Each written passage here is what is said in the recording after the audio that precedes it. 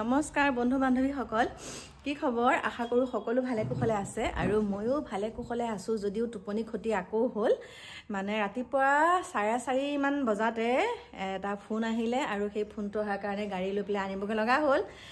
সেইকাৰণে মানে টোপনি আৰু নগ'লোঁ আৰু টোপনি খতি। আৰু এতিয়া আকৌ গা পা ধুই পেলাই ৰেডি হ'ব লাগিব। গা এতিয়ালৈকে ধোৱাই নাইকিয়া, গা পা ধুই এতিয়া ৰেডি হওঁ। আজি যিহেতুকে এটা বিশেষ দিন আছে বিপুলহঁতৰ ঘৰত, আৰু আমাৰ এওঁ আহি পেলাই পালেহি দেই।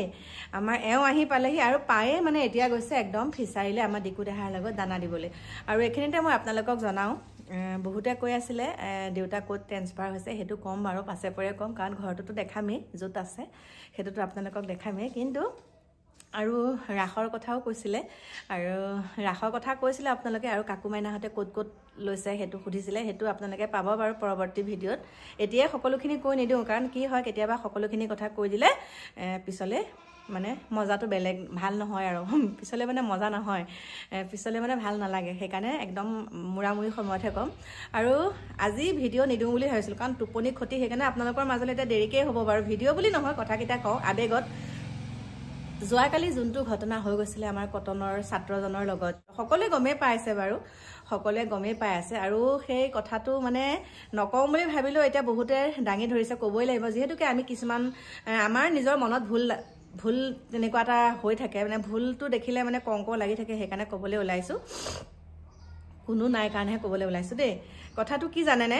ভাৰ্গৱ বোলা যোনজন পুলিচ অফিচাৰৰ লগত আমাৰ কটনৰ যোনজন ছাত্ৰৰ মানে ভিডিঅ' মানে ফুটেজটো পাইছোঁ, ভিডিঅ' ফুটেজটো।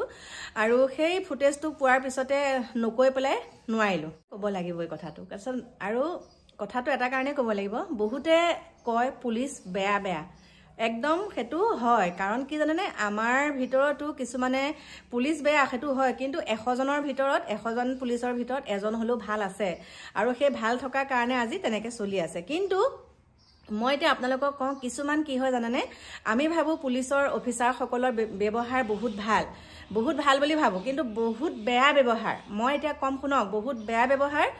মই নিজৰ কিছু অভিজ্ঞতাৰ পৰাও মই ক'বলৈ ওলাইছোঁ। যোনসকল তাত কনিষ্টবল হিচাপে কাম কৰে, সেই কনিষ্টবলসকলৰ প্ৰায় সকলৰ বুলি কোৱা নাই, মানে কি একাংশৰ কনিষ্টবল একাংশৰ কিন্তু ব্যৱহাৰ বহুত ভাল। কিছুমান প্ৰব্লেমৰ কাৰণে আমি তেনেকৈ পুলিচ বিষয়াৰ লগত কথা পাতিব লগা হয়।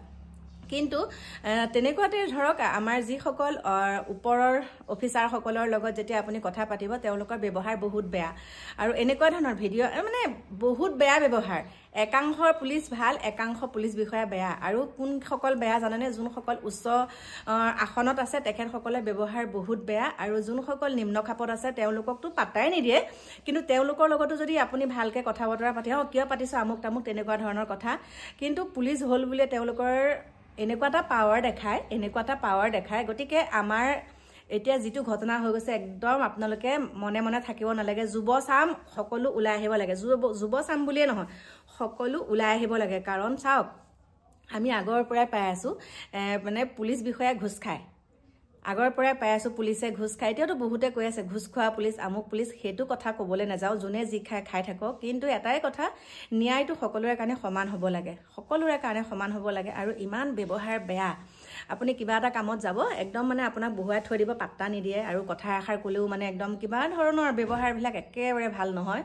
আৰু মই আমাৰ নগাঁওবাসী, কিন্তু নগাঁওবাসী হ'লেও আমাৰ নগাঁৱতো একাংশ পুলিচ বিষয়াৰ লগত যেতিয়া কথা পাতোঁ, আপোনাক যেনেকুৱা ধৰণৰ কথা ক'ব, আৰু সময় সুবিধা আহিলে মই আপোনালোকক সেই পুলিচ বিষয়া জন নহয় দেই, কেইগৰাকীৰ কথা আপোনালোকক ক'ম। আৰু আপোনালোকে তেতিয়া আচৰিত পাব যে এনেকুৱা মাইকী মানুহক ইমানখিনি তেনেকৈ ক'ব পাৰেনে, আপোনালোকক মই ক'ম। আৰু কিন্তু তাৰ ভিতৰতে যোনজন আপোনাৰ লগত পুলিচ বিষয়াই কথা পাতে, পুৰুষ মানে, বিশেষকৈ মানে আমাৰ নগাঁৱৰ কথা কৈছোঁ, তেখেতৰ কিন্তু ব্যৱহাৰ বহুত ভাল। নগাঁৱৰ পুলিচ বিষয়াৰ কথা কৈছোঁ, ওপৰৰ হ'ব পাৰে, তেওঁ পেটত যিয়ে নাথাকক, কিন্তু মানুহক তেখেতে ব্যৱহাৰ বহুত ভাল কৰে। কিন্তু মহিলা দুগৰাকীমান আছে আমাৰ নগাঁৱত, মই কৈছোঁ নগাঁও বুলিয়ে কৈছোঁ, কিন্তু কোনখনৰ কোৱা নাই, নাম প্ৰকাশ কৰা নাই। নগাঁৱৰ কেইগৰাকীমান আছে তেনেকৈ উচ্চ পদৰ মহিলা, তেওঁলোকৰ ব্যৱহাৰ বহুত বেয়া, বহুত বেয়া, কিন্তু তাৰ ভিতৰতে আকৌ এগৰাকী বাইদেউৰ ব্যৱহাৰ বহুত ভাল।